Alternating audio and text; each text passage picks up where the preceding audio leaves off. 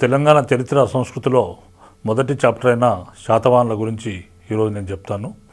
ఈ యొక్క శాతవాహనులు అనేవారు ఈ యొక్క క్రీస్తు పూర్వం 225 సంవత్సరం నుంచి క్రీస్తు శకము 220 సంవత్సరాల వరకు తెలంగాణ ప్రాంతాన్ని పాలించారు. వీరి కాలములో ఈ యొక్క దాదాపు 30 మంది రాజులు 450 సంవత్సరాలు పాలించినట్లు మనకు పురాణాలు తెలియజేస్తున్నాయి. మనకు ముఖ్యంగా వీరి రాజధానులు 3. మొట్టమొదటి రాజధాని కరీంనగర్ జిల్లాలో ఉన్న కోటిలింగాల, రెండవ రాజధాని ధరణికోట లేదా ధాన్యకటకము, మూడవ రాజధాని పైతాన్ లేదా ప్రతిష్టానపురము. ఈ యొక్క శాతవాహనుల జన్మస్థలానికి సంబంధించి చరిత్రకారుల మధ్య భిన్నాభిప్రాయాలున్నాయి. వీరు శాతవాహనులు స్థానికులు కాదని వేరే ప్రాంతం నుంచి ఇక్కడికి వచ్చారనేది చరిత్రకారుల వాదన. ఈ విధంగా ఈ వివిధ చరిత్రకారుల వారి యొక్క అభిప్రాయాలు మనం తీసుకున్నట్లయితే ఈ యొక్క విఎస్ సుక్తంకర్ అనే పండితుడు శాతవాహనులు కర్ణాటక ప్రాంతం నుంచి ఈ యొక్క తెలంగాణ ప్రాంతానికి వలస వచ్చారని ఆయన చెప్పాడు. అదేవిధంగా మిరాసి పండితుడు వీరు శాతవాహనులు ఈ యొక్క విదర్భ ప్రాంతం నుంచి తెలంగాణకు వచ్చారని చెప్పాడు. అదేవిధంగా ఈ యొక్క జోగేల్కర్ తర్వాత పిటి శ్రీనివాస అయ్యంగార్ అనే చరిత్రకారులు ఈ యొక్క శాతవాహనులు అనే వాళ్ళు మహారాష్ట్ర నుంచి తెలంగాణకు వచ్చారని చెప్పారు. తర్వాత ఇంకొక చరిత్రకారుడైన డాక్టర్ పివి పరబ్రహ్మ శాస్త్రి శాతవాహనులు అనే వాళ్ళు తెలంగాణలో స్థానికులని మాత్రమే ఆయన చెప్పడం జరిగింది. సో ఈ విధంగా చరిత్రకారులు చెప్పారు. తర్వాత మనకి శాతవాహన రాజ్యాన్ని స్థాపించిన వాడు శ్రీముఖుడు. ఈ యొక్క శ్రీముఖుడు కోటిలింగాల రాజధానిగా ఈ యొక్క తెలంగాణలో ఉన్న కరీంనగర్ జిల్లాలో ఉన్న కోటిలింగాల ప్రాంతాన్ని పాలించాడు. ఈ యొక్క దీనికి సంబంధించి శ్రీముఖుని నాణ్యాలు మనకు కోటిలింగాల ప్రాంతంలో లభించాయి. కాబట్టి అదేవిధంగా శ్రీముఖుడు ఈ యొక్క మొట్టమొదలు జైన మతాన్ని అనుసరించాడు. తర్వాత తన రాజ్య భద్రత దృష్ట్యా వైదిక మతంలోకి మారినట్లు మనకు తెలుస్తుంది. అయితే ఇక్కడ మనకు గ్రూప్ 2కు సంబంధించి ప్రశ్నలు ఏ విధంగా అడిగే అవకాశం ఉందంటే శాతవాహన రాజ్య స్థాపకుడు ఎవరు అనే ప్రశ్న అడగవచ్చు. శాతవాహన రాజ్య స్థాపకుడు శ్రీముఖుడని మనం చెప్పవచ్చు. అదేవిధంగా రీసెంట్గా తెలంగాణ ప్రభుత్వాలు జరిపే పరీక్షల్లో రకరకాల క్వశ్చన్లు వస్తున్నాయి. దానిలో ఏంటంటే జతపరచమనే ప్రశ్నలు వస్తున్నాయి. ఈ జతపరచమనే ప్రశ్నలకు ఉదాహరణే ఇప్పుడు నేను చెప్పిన భిన్న వాదనలు. సుక్తంకర్, తర్వాత మహారాష్ట్ర వాదం, కర్ణాటక వాదము, అదేవిధంగా విదర్భ వాదము, తెలంగాణ వాదము. ఈ విధంగా జతపరచమనే ప్రశ్నలు కూడా ఈ విధంగా అడగవచ్చు. మనకు ఈ యొక్క శ్రీముఖుని తర్వాత ముఖ్యమైన రాజు ఎవరంటే మొదటి శాతకర్ణి.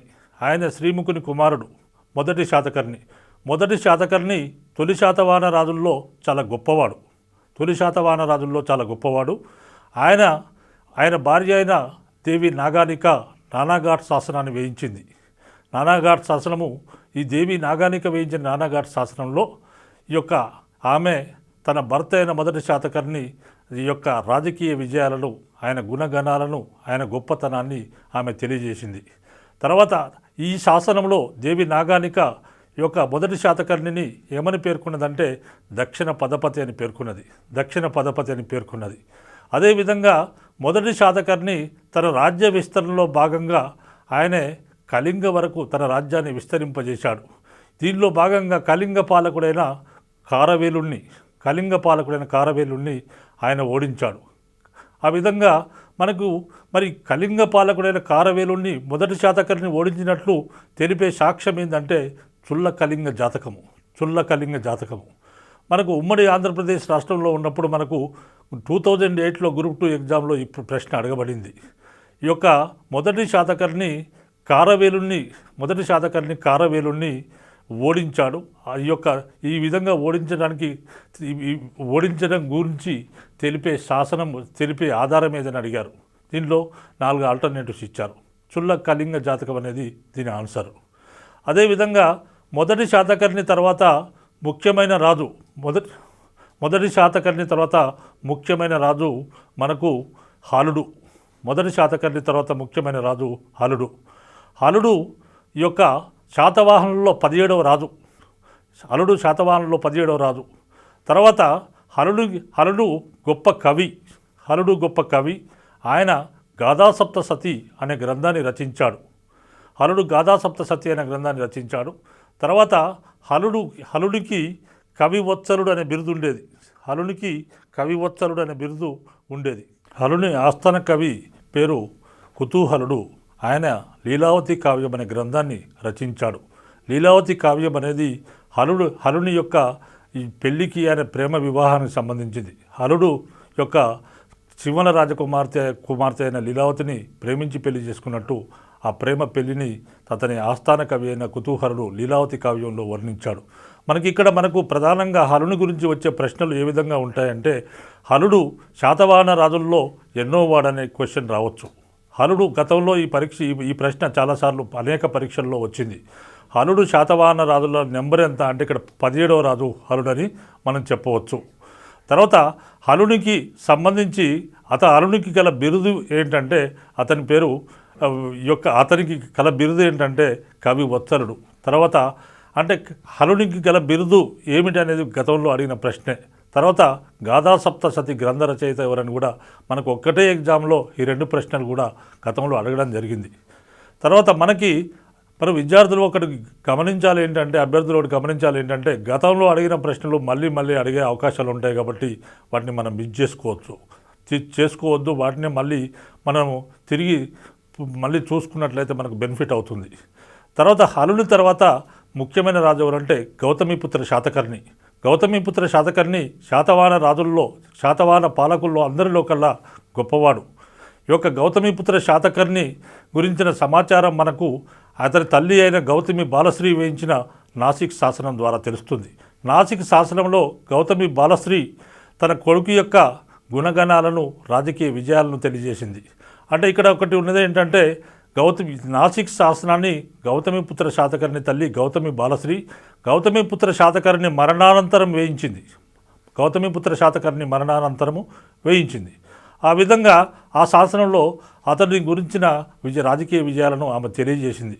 అదేవిధంగా ఈ యొక్క గౌతమిపుత్ర శాతకర్ణి మొత్తం దక్షిణ భారతదేశాన్ని కాకుండా అనేక ప్రాంతాలను జయించాడు. ఈ సందర్భంలో క్షేరాట వంశస్థుడైన నహపానుణ్ణి గౌతమిపుత్ర శాతకర్ణి ఓడించి వధించాడు. ఆ సందర్భంగా ఈ యొక్క నహపానుని యొక్క నాణ్యాలపైన తన చిహ్నాలను ముద్రించుకున్నాడు. ఈ విధంగా నహపానుని నాణ్యాలపైన తన చిహ్నాలను ముద్రించుకున్న నాణ్యాలు మనకు జోగల్ తంబిలో లభించాయి. అదేవిధంగా గౌతమిపుత్ర శాతకర్ణి కాలంలో ఇంకో ముఖ్యమైన పాయింట్ ఏంటంటే గౌతమిపుత్ర శాతకర్ణి తమ తల్లుల పేర్లకు ముందు ధరించే సాంప్రదాయాన్ని ప్రారంభించాడు.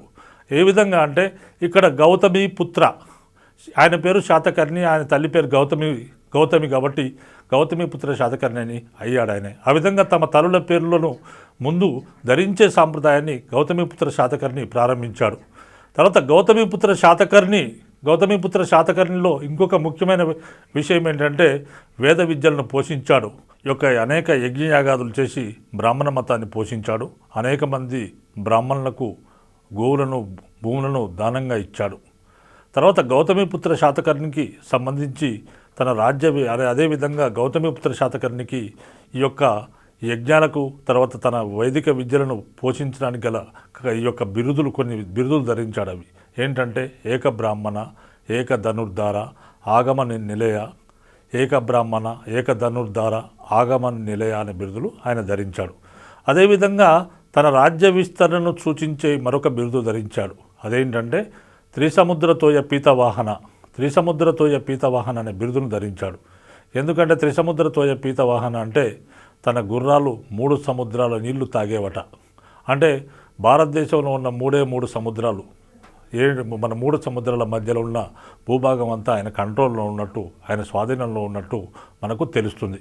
ఈ విధంగా ఈ యొక్క గౌతమిపుత్ర శాతకర్ణి త్రిసముద్రతోయ పీతవాహన అనే బిరుదు ధరించాడు. అదేవిధంగా గౌతమిపుత్ర శాతకర్ణి సంబంధించిన నాణాలు మనకు నాగార్జునకొండలో లభించాయి. గౌతమిపుత్ర శాతకర్ణికి సంబంధించిన నాణాలు నాగార్జునకొండలో లభించాయి. అదేవిధంగా నాణ్యాలను ముద్రించే దిమ్మలు కూడా మనకు నాగార్జునకొండలో లభించాయి. అంటే అక్కడ నాణ్యాల పరిశ్రమ కర్మాగారం ఉన్నట్టు మనకు తెలుస్తుంది. సరే, మనకు గౌతమిపుత్ర శాతకర్ణికి సంబంధించి ప్రశ్నలు ఏ విధంగా అడగవచ్చు అంటే, శాతవాహనుల్లో గొప్ప రాజు ఎవరంటే గౌతమిపుత్ర శాతకర్ణి. తర్వాత తమ తల్లుల మాతృనామాలను యొక్క ధరించే సాంప్రదాయాన్ని ఎవరు ప్రారంభించారంటే గౌతమిపుత్ర శాతకర్ణి. ఈ విధంగా తమది గతంలో అడిగిన ప్రశ్న ఇది. తమ తల్లుల యొక్క నామాలను తమ పేర్లకు ముందు ధరించే సాంప్రదాయాన్ని ప్రారంభించిన వారు గౌతమిపుత్ర శాతకర్ణి. సో ఇది మన గౌతమిపుత్ర శాతకర్ణికి ఉన్న ప్రాముఖ్యత. తర్వాత ముఖ్యమైన రాజు యజ్ఞశ్రీ శాతకర్ణి. చివరి గొప్ప రాజు యజ్ఞశ్రీ శాతకర్ణి. ఈ యజ్ఞశ్రీ శాతకర్ణి ఈ కాలంలో మనకు ముఖ్యమైన పరిణామం ఏంటంటే, ఈయన కాలంలో ఓడ గుర్తుగల నాణాలు మనకు లభించాయి. ఈ ఓడ గుర్తుగల నాణాల్లో మనకు తెలిసేది ఏంటంటే, ఆ కాలంలో విదేశీ వాణిజ్యం బ్రహ్మాండంగా సాగినట్లు తెలుస్తుంది. తర్వాత యజ్ఞశ్రీ శాతకర్ణి కాలంలో శ్రీపర్వతం పైన యొక్క ఆచార్య నాగార్జునుడు నివసించేవాడు. ఆచార్య నాగార్జునుడు బౌద్ధ మతాచార్యుడు. మరి యజ్ఞశ్రీ శాతకర్ణి ఆచార్య నాగార్జునుని కొరకు యొక్క శ్రీపర్వతం పైన పారావత మహావిహారాన్ని నిర్మించి ఇచ్చాడు.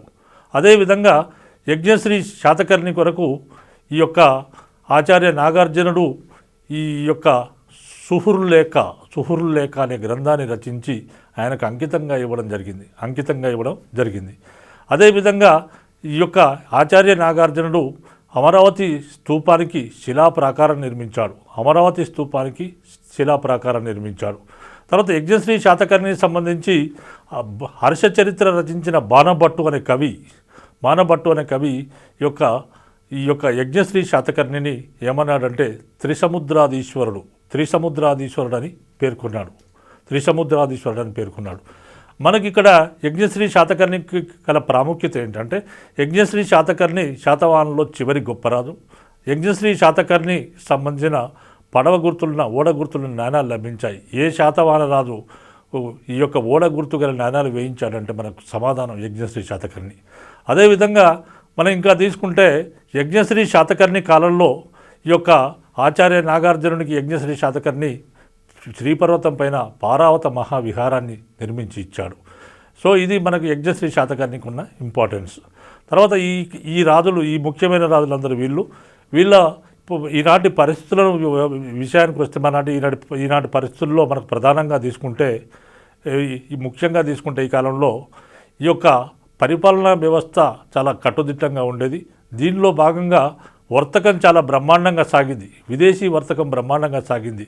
ఈ యొక్క వర్తకం బ్రహ్మాండంగా సాగడానికి గల అనేక పట్టణాలు ఉన్నాయి. అనేక వర్తక పట్టణాలు వెలిశాయి. ఈ వర్తక పట్టణాలను పరిపాలించడానికి నిగమ సభలు అనేవి ప్రత్యేకంగా వర్తక పట్టణాలను పాలించడానికి ఉండేవి. తర్వాత నిగమ సభలు ఈ విధంగా వర్తక పట్టణాలను పాలించినట్లు మనకు బట్టిప్రోలు శాసనం ద్వారా తెలుస్తుంది. తర్వాత మనకు శాతవాహనుల కాలంలో వడ్డీ వ్యాపారం బ్రహ్మాండంగా సాగేది. మనకి ఈ కాలంలో వడ్డీ వ్యాపారం 12% వడ్డీ ఉండేది. 12% వడ్డీ వసూలు చేసేవారు. అంటే మనకు గతంలో అడిగిన ప్రశ్నే ఇది ఏంటంటే, శాతవాహనుల కాలంలో ఎంత వడ్డీ వసూలు చేసేవారని గతంలో మనకు ప్రశ్న వచ్చింది. 9%, 12%, 15%, 18% అనే ఆల్టర్నేటివ్ ఆన్సర్స్ వచ్చాయి. కాబట్టి ఈ ప్రశ్న అడిగారు. అదేవిధంగా ఈ యొక్క నిగమ సభల గురించి ప్రస్తావన ఏ శాసనంలో పేర్కొనబడిందని మనకు గతంలో పరీక్షల్లో ఈ యొక్క క్వశ్చన్ వచ్చింది.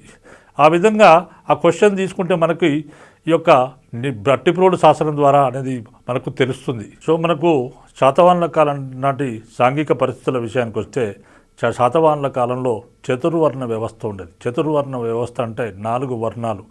4 వర్ణాలు ఏంటంటే బ్రాహ్మణులు, క్షత్రియులు, వైశ్యులు, శూద్రులు. మరి ఇక్కడ ఈ వ్యవస్థ ఉండేది. మనకి ఇక్కడ ఒక ప్రధానమైన ప్రశ్న ఏంటంటే, శాతవాహనులు ఎవరు అని గతంలో చాలాసార్లు ఈ ప్రశ్న అడిగారు. శాతవాహనులు ఎవరు అనేది కింద ఆన్సర్స్ బ్రాహ్మణులు, క్షత్రియులు, వైశ్యులు, శూద్రులు అని ఇస్తారు. మనకి ఇక్కడ కరెక్ట్ ఆన్సర్ ఏంటంటే శాతవాహనులు బ్రాహ్మణులు అనేది ఆన్సర్.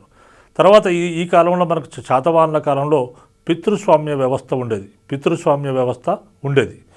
తర్వాత పితృస్వామ్య వ్యవస్థ అంటే కుటుంబానికి ఈ యొక్క తండ్రి పెద్ద అయిన వ్యవస్థను పితృస్వామ్య వ్యవస్థ అని అంటారు.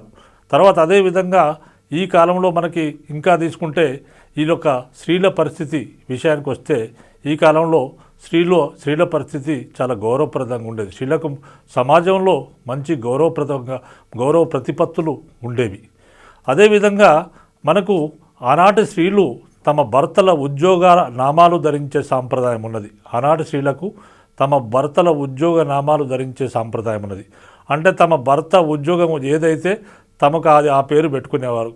ఉదాహరణకు సేనాపతి అనే ఉద్యోగి ఉంటే ఆయన భార్యను సేనాపతిని అని పిలిచేవారు. ఈ విధంగా తమ భర్తల ఉద్యోగ నామాలు ధరించే సాంప్రదాయం ఆ కాలంలో ఉండేది. తర్వాత మనకు మత పరిస్థితులు తీసుకుంటే మన శాతవాహన రాజులందరూ కూడా ఈ యొక్క వైదిక మతాన్ని లేదా హిందూ మతాన్ని పోషించారు. అదేవిధంగా బ్రాహ్మణులకు దాన ధర్మాలు చేశారు, అనేక యజ్ఞ యాగాదులు చేశారు. కాబట్టి ఆ రాజులు కూడా ఈ యొక్క వైదిక విద్యల పట్ల కానీ వైదిక మతం పట్ల కానీ మంచి ఆసక్తి వహించారు. సరే, మనకు ఈ కాలంలో వైదిక మతాన్ని పోషించారు. అయితే మనకు ఈ కాలంలో ఇంకో ముఖ్యమైన పరిణామం ఏంటంటే మతపరంగా తీసుకున్నట్లయితే హిందూ మతం స్థానంలో పౌరాణిక మతము అనేది వ్యాప్తిలోకి వచ్చింది. హిందూ మతం స్థానంలో పౌరాణిక మతము వ్యాప్తిలోకి వచ్చింది. ఈ విధంగా ఇదొక ముఖ్యమైన పరిణామం. తర్వాత మరి హిందూ మతంతో పాటు అనేక మతాలు ఉన్నాయి. అవేంటంటే జైన మతం ఉన్నది. మరి జైన మతానికి సంబంధించిన ముఖ్యమైన పరిణామం ఏంటంటే జైన మతంలో కొండకుందాచార్యుడు అనే యొక్క జైన ఋషి ఉండేవాడు. కొండకుందాచార్యుడు అని జైన ఋషి ఉండేవాడు. ఈ కొండకుందాచార్యుని యొక్క అసలు పేరు పద్మనంది భట్టారకుడు. ఆయన అసలు పేరు పద్మనంది భట్టారకుడు. ఈయన కొనకొండ గుహల్లో నివసించాడు కాబట్టి కొండకుందాచార్యుడు అనే పేరు ఈయనకు వచ్చింది. అయితే ఈయన ఈ యొక్క సమయసారము అనే గ్రంథాన్ని రచించాడు. ఈ సమయసారము అనే గ్రంథము మనకు ముఖ్యంగా ఈ యొక్క జైన మతస్థులకు చాలా పవిత్ర గ్రంథము. తర్వాత మనకు బౌద్ధ మతం, ఇది జైన మతానికి సంబంధించింది. తర్వాత బౌద్ధ మతానికి సంబంధించిన అంశం తీసుకున్నట్లయితే బౌద్ధ మతంలో ఈ యొక్క మనకి గౌతమ బుద్ధుడు యొక్క చనిపోయిన తర్వాత బౌద్ధ మతం రెండుగా చీలిపోయిన విషయం మనకు తెలుసు. ఆ విధంగా రెండుగా చీలిపోయిన బౌద్ధ మతము ఈ కాలం నాటికి అనేక శాఖోపశాఖలుగా చీలిపోయింది. ఈ విధంగా చీలిపోయిన ఒక శాఖే చైత్యకవాద శాఖ. చైత్యకవాదులు అనేవాళ్ళు ఒక శాఖ, బౌద్ధ మతంలో ఒక శాఖ వాళ్ళు. ఈ చైత్యకవాద శాఖ వాళ్ళు ఏం చేస్తారంటే చైత్య పూజ చేస్తారు, చైత్యాలను పూజిస్తారు, చైత్య పూజ చేస్తారు. అంటే వీళ్ళు ఏం చేశారంటే ఒక గురువుగా ఉన్న గౌతమ బుద్ధునికి ఈ యొక్క దేవతా గుణాలను ఆపాదించారు. అంటే ఆయనను దేవునిగా తయారు చేసేశారు. అంతకుముందు ఆయన ఒక గురువు, ఒక టీచర్గా మాత్రమే ఉండేవాడు. బుద్ధునికి చైత్యకవాదులు బుద్ధునికి దేవునిగా పూజించారు, బుద్ధుని ఒక దేవునిగా మార్చారు. ఈ విధంగా చైత్య పూజ చేసేవారు. తర్వాత బుద్ధుని చిహ్నాలను, ఆయన జీవిత ఘట్టాలను పూజించేవారు. ఆయన ముఖ్య జీవిత ఘట్టాలను ఆయన దేవునిగా ప్రతిష్ఠించి పూజించేవారు చైత్యకులు. ఈ విధంగా చైత్యకుల ప్రస్తావన మనకు అమరావతి శాసనంలో ఉన్నది. చైత్యకుల గురించిన ప్రస్తావన మనకు అమరావతి శాసనంలో ఉంది. అయితే ఈ చైత్యకులు ఈ యొక్క అనేక ప్రాంతాల్లో విస్తరించి ఉండేవారు. మనం ముఖ్యంగా తీసుకుంటే వివిధ ప్రాంతాల్లో ఈ చైత్యకులు ఉన్నారు. ఇలా విస్తరించిన చైత్యకులు ఒక్కొక్క ప్రాంతంలో ఒక్కొక్క శాఖగా ఉన్నారు. ఈ విధంగా ఒక్కొక్క శాఖకు, ఒక్కొక్క ప్రాంతంలో ఒక్కొక్క శాఖకు ఒక ప్రధాన కేంద్రం ఉండేది. అందులో మనకు తీసుకుంటే ముందు అది యొక్క మహాశైల అనేది మనకు ముఖ్యంగా తీసుకుంటే మనకు మహాశైల అనే దానికి ప్రధాన కేంద్రము ఈ యొక్క అమరావతి ఉండేది. మహాశైలకు ప్రధాన కేంద్రం అమరావతి ఉండేది. అదేవిధంగా అపరశైల అనే చైత్యకవాద శాఖకు ప్రధాన కేంద్రము నాగార్జునకొండ. అపరశైల అనే చైత్యకవాద శాఖకు ప్రధాన కేంద్రము నాగార్జునకొండ. అదేవిధంగా మనకు ఈ యొక్క ఉత్తరశైల అనే ఈ యొక్క ఉత్తరశైలకు అనే చైత్యక శాఖకు ప్రధాన కేంద్రము జగ్గేపేట. అదేవిధంగా మనకు ఈ యొక్క రాజగిరక అనే చైత్యకవాద శాఖకు ముఖ్య కేంద్రము గుంటుపల్లి. తర్వాత మనకు అదేవిధంగా చివరిది సిద్ధార్థక చైత్యక శాఖకు ప్రధాన కేంద్రము మనకి గుడివాడ. మొదలైనవి గుడివాడ ప్రధాన కేంద్రంగా ఉండేది. ఇది మన గతంలో ప్రశ్నలు అడిగారు. ఏంటంటే సిద్ధార్థక చైత్యక శాఖకు ప్రధాన కేంద్రము ఎక్కడ ఉండేదని ప్రశ్న అడిగారు. ఇప్పుడు మనం గమనించాల్సింది ఏంటంటే ఇక్కడ జతపరచం అనే విషయంలో ఈ ప్రశ్న అడిగే అవకాశం ఉంది. ఏ విధంగా అంటే నెంబర్ 1 ఈ యొక్క అపరశైల, ఈ విధంగా మనకు నెంబర్ 1 అపరశైల అనేది ఈ యొక్క 1 ఈ డిఫరెంట్గా ఈ యొక్క క్వశ్చన్స్ ఇచ్చి జతపరచమని చెప్పవచ్చు. దీంట్లో మనం కరెక్ట్గా గుర్తుపెట్టుకున్నట్లయితే, అన్ని అంశాలను గుర్తుపెట్టుకున్నట్లయితే మన సమాధానం కరెక్ట్గా మనం చేయవచ్చు. అదేవిధంగా మనకు ఈ యొక్క ఇది చైత్యకవాద శాఖలు. తర్వాత మనకు ఈ కాలంలో మాధ్యమిక వాదము, మహాయానము అనేది బాగా విస్తరించింది. మహాయానాన్ని లేదా మాధ్యమిక వాదంగా లేదా శూన్యవాదంగా ప్రతిపాదించి సిద్ధాంతపరంగా ఈ యొక్క పద్ధతిగా ఈ యొక్క తయారు చేసిన వాడు ఆచార్య నాగార్జునుడు.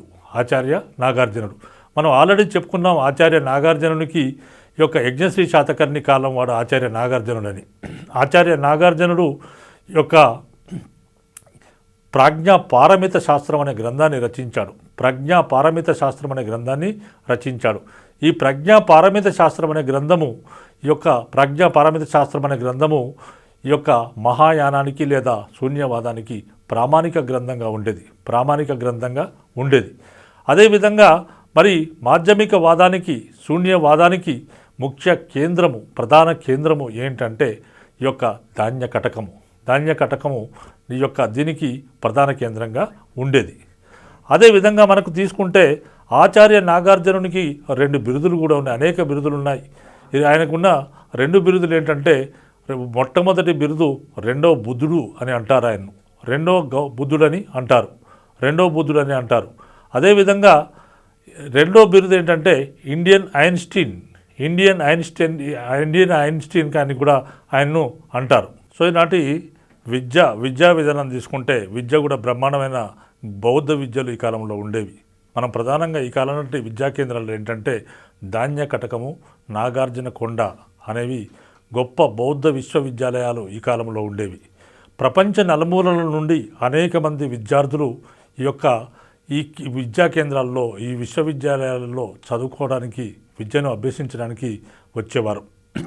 మనకి ఇంకోటి ఏంటంటే ఈ కాలం నాటి సాహిత్యపరంగా కూడా ఈ కాలంలో చాలా అభివృద్ధి జరిగింది. మనం ఆల్రెడీ చెప్పుకున్నాం, హలుడు గాథాసప్తసతి అనే గ్రంథాన్ని రచించాడని.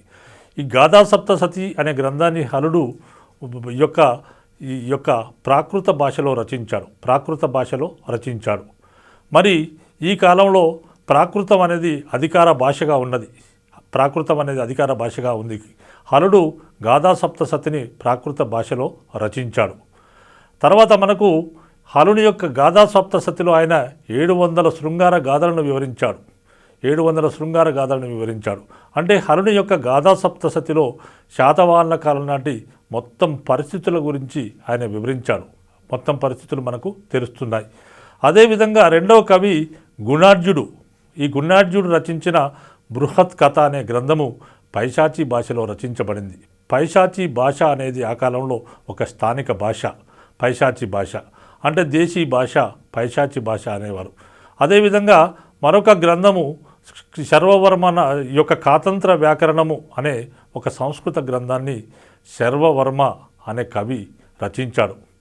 తర్వాత మనకు ఈ కాలంలో అనేక మంది శ్రీకవులు కూడా ఉన్నట్లు మనకు గాథాసప్తసతి ద్వారా తెలుస్తుంది. అనేక మంది మహిళా కవులు, శ్రీకవులు ఉన్నట్లు మనకు గాథాసప్తసతి ద్వారా తెలుస్తుంది. తర్వాత మనకి ఈ కాలంలో ఇంకా తీసుకుంటే ఈ యొక్క సాహిత్యపరంగా కూడా చాలా అభివృద్ధి జరిగినట్టు మనకు తెలుస్తుంది. తర్వాత మనకు ఈ కాలం నాటి వీరి నిర్మాణాల్లో తీసుకుంటే మనకు ఈ యొక్క హలుని యొక్క గాథాసప్తసతిలో అనేక దేవాలయాలు ఉన్నట్లు చెప్పాడు. హలుడు తన గాథాసప్తసతిలో ఇంద్రునికి, తర్వాత గౌరీ, తర్వాత అదేవిధంగా గణపతికి దేవాలయాలు ఉన్నట్లు ఆయన తన గాథా సప్తశతిలో వర్ణించాడు. తర్వాత ఈ కాలం నాటి శివలింగం ఒకటి గుడిమల్లంలో బయలుపడింది. గుడిమల్లంలో బయలుపడింది. ఇక మనకు బౌద్ధ నిర్మాణాలు తీసుకుంటే బౌద్ధ నిర్మాణాలకి అనేక కాలం నాటి అంతఃపుర స్త్రీలు కానీ, పాఠక జనులు కానీ, వర్తకులు కానీ, పామరులు కానీ అందరూ పోటీలు పడి బౌద్ధ నిర్మాణాలకు విరాళాలు అందజేశారు. ఫలితంగా అనేక బౌద్ధ స్తూపాలు, చైత్యాలు, విహారాలు నిర్మించబడ్డాయి. దీంతో ఆనాటి రాజులు హిందూ మతాన్ని పోషించినప్పటికీ, తామందరూ వైదిక మతాన్ని అవలంబించినప్పటికీ ప్రజా మద్దతు చూసిన ఆనాటి రాజులు ఈ యొక్క బౌద్ధ మతం పట్ల సహనభావం వహించారు. బౌద్ధ మతానికి వారు కూడా దాన ధర్మాలు చేశారు. మనకు బౌద్ధ నిర్మాణాల్లో ప్రధానంగా తీసుకుంటే ఈ కాలంలో స్తూపాలు, చైత్యాలు, విహారాలు అనేవి ప్రధానమైనవి. స్తూపాలలో మనకు స్తూపము అంటే ఏమిటి? స్తూపము అంటే ఈ యొక్క గౌతమ బుద్ధునికి లేకపోతే మిగతా బౌద్ధ మత ఆచార్యుల యొక్క శారీరక అవశేషాలపై నిర్మించిన వాటిని స్తూపాలని అంటారు. ఈ కాలంలో బుద్ధునితో పాటు ప్రముఖ బౌద్ధ ఆచార్యులు ఎవరైతే ఉన్నారో ఆయన తర్వాత వచ్చిన వాళ్ళ శరీర అవశేషాలపైన ఏదైనా ఒక అవశేషం పైన నిర్మించిన వాటిని స్తూపాలని అంటారు. మనం ప్రధానంగా తీసుకుంటే ఈ అవశేషాలు ఈ కాలంలో స్తూపాలు మూడు రకాలు. అవేంటంటే మూడు రకాలు ఏంటంటే, ఒకటి ధాతు గర్భాలు, రెండోది పారిభోజకాలు, మూడోది ఉద్దేశిక స్తూపాలు. మొట్టమొదటిది ధాతు గర్భాలని దేన్ని అంటారంటే, ఈ యొక్క బుద్ధుని శారీరక అవశేషాలపై నిర్మించిన వాటిని ధాతు గర్భ స్తూపాలని అంటారు. అదేవిధంగా పారిభోజకాలు అంటే ప్రముఖ ఆచార్యులు ఉపయోగించిన వస్తువులపైన నిర్మించిన నిర్మాణాలను పారిభోజకాలని అంటారు. లేదా గొప్పవారు లేకపోతే గొప్ప మత గురువులు లేదా గొప్పవాళ్ళు వాళ్ళ జ్ఞాపకార్థము తర్వాత కాలంలో నిర్మించిన వాటిని ఉద్దేశిక స్తూపాలని అంటారు. ఈ విధంగా ధాతు గర్భాలు, పారిభోజకాలు, ఉద్దేశిక స్తూపాలు అనేవి ఈ కాలంలో ఉండేవి. తర్వాత మనకు స్తూపాల తర్వాత రెండో నిర్మాణం ఏంటంటే చైత్యం అంటే చైత్య ఆలయం అంటే బుద్ధునికి సంబంధించిన దేవాలయం. ఇందులో బుద్ధుని విగ్రహం ఉంటుంది, బుద్ధుని పూజించడం ఉంటుంది. ఈ చైత్యం అనేది దీర్ఘచతురస్రాకారంలో ఉండేది. తర్వాత మూడో నిర్మాణం ఏంటంటే విహారము లేదా సంగారామం.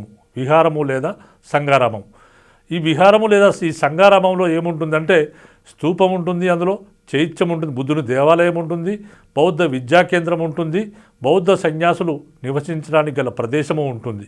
కాబట్టి దీన్ని సంగారామం అని అంటారు. ఇలాంటి స్తూపాలు కానీ, చైత్యాలు కానీ, సంగారామాలు కానీ తెలంగాణ ప్రాంతంలో శాతవాహనులు అనేకం నిర్మాణాలు చేశారు. మనం తీసుకుంటే కరీంనగర్ జిల్లాలో ఉన్న ఈ యొక్క అనేక గ్రామాలు మనం ముఖ్యంగా తీసుకుంటే ఈ యొక్క మునులగుట్ట, తర్వాత మిర్జాపేట, తర్వాత ఇలాంటి తంబాలపల్లి మొదలైన ప్రాంతాల్లో ఈనాటి నిర్మాణాలు ఉన్నాయి. అదేవిధంగా మెదక్ జిల్లా కొండాపూర్లో ఇటువంటి నిర్మాణాలు ఉన్నాయి. అదేవిధంగా మనకు నల్గొండ జిల్లాలోని గాజుల బండ, పనిగిరి, వర్ధమానుకోట, తిరుమలగిరి మొదలైన ప్రాంతాల్లో, ఇవే కాకుండా గోపులాయపల్లి మొదలైన ప్రాంతాల్లో వీరి నిర్మాణాలు ఉన్నాయి. అదేవిధంగా ఖమ్మం జిల్లా నేలకొండపల్లిలో కూడా ఆనాటి నిర్మాణాలు ఉన్నాయి. అదేవిధంగా వరంగల్ జిల్లాలోని గీసుకొండలో కూడా ఇలాంటి నిర్మాణాలు ఉన్నాయి. ఇవన్నీ కూడా శాతవాహనుల కాలానికి సంబంధించిన నిర్మాణాలు. ఈ కాలంలో మనకు ప్రధానంగా తీసుకుంటే శాతవాహనుల కాలానికి సంబంధించింది అమరావతి స్తూపం. ఈ అమరావతి స్తూపము శాతవాహనులకు పూర్వమే నిర్మించబడింది. శాతవాహనులు క్రీస్తు శకము 150వ సంవత్సరంలో అమరావతి స్తూపాన్ని పునరుద్ధరించారు. అమరావతి స్తూపాన్ని ఆధునిక కాలంలో కల్నల్ మెకంజీ అనే బ్రిటిష్ అధికారి 1797వ సంవత్సరంలో వెలుగులోకి కనుగొన్నాడు. తర్వాత అమరావతి శిలా పలకాలలో మనకు ఒక తెలుగు పదం కనిపించింది. అదేంటంటే నాగబు అనే తెలుగు పదం కనిపించింది. ఇది ఇంపార్టెంట్.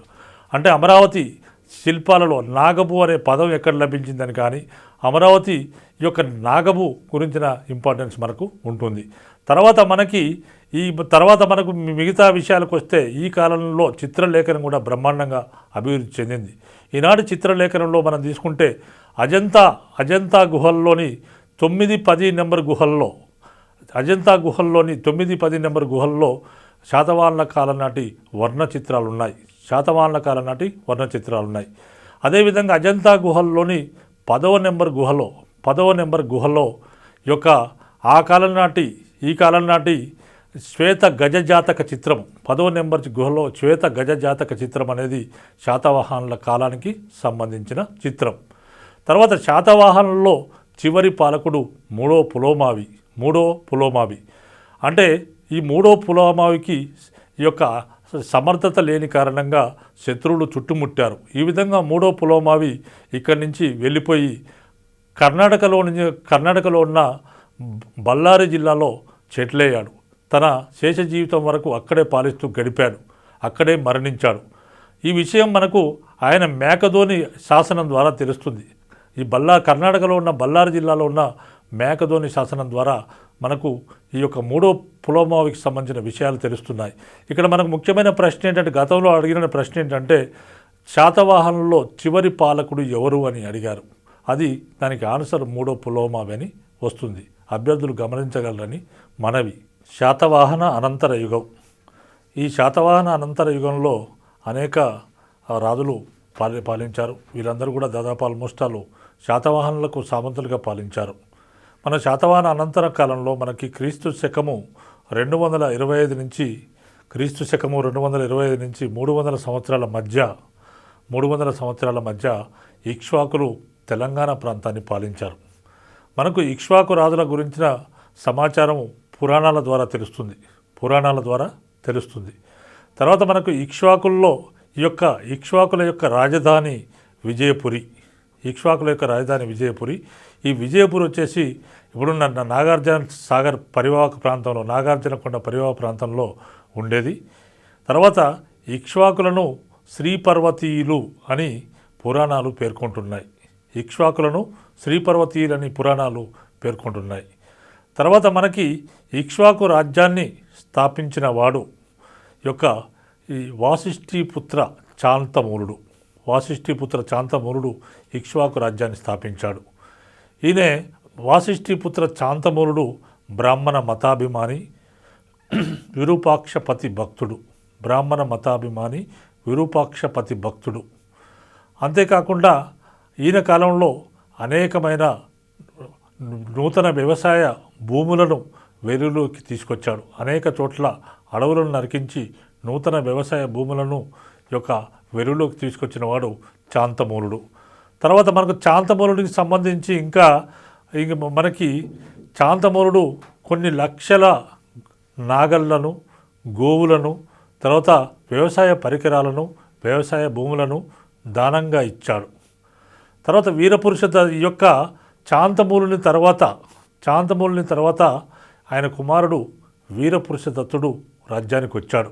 నేను ఈ చాప్టర్లో చెప్పిన అంశాలన్నింటినీ కూడా గ్రూప్ 2 ప్రిపేర్ అయ్యే అభ్యర్థులందరూ కూడా గమనించి చాలా గుర్తుపెట్టుకొని జ్ఞాపకం పెట్టుకొని ఉన్నట్లయితే మీకు శాతవాహనుల చాప్టర్ నుంచి పూర్తిగా ప్రశ్నలు, సమాధానాలు మీకు దొరుకుతాయి. దాని ద్వారా మీరు పరీక్షలో ప్రశ్నలు వచ్చినట్లయితే మీరు సక్సెస్ఫుల్గా చేసి వాటిపైన విజయం సాధిస్తారు. దానివల్ల మీకు గ్రూప్ 2 ఉద్యోగాలు వస్తాయని నేను ఆశిస్తున్నాను.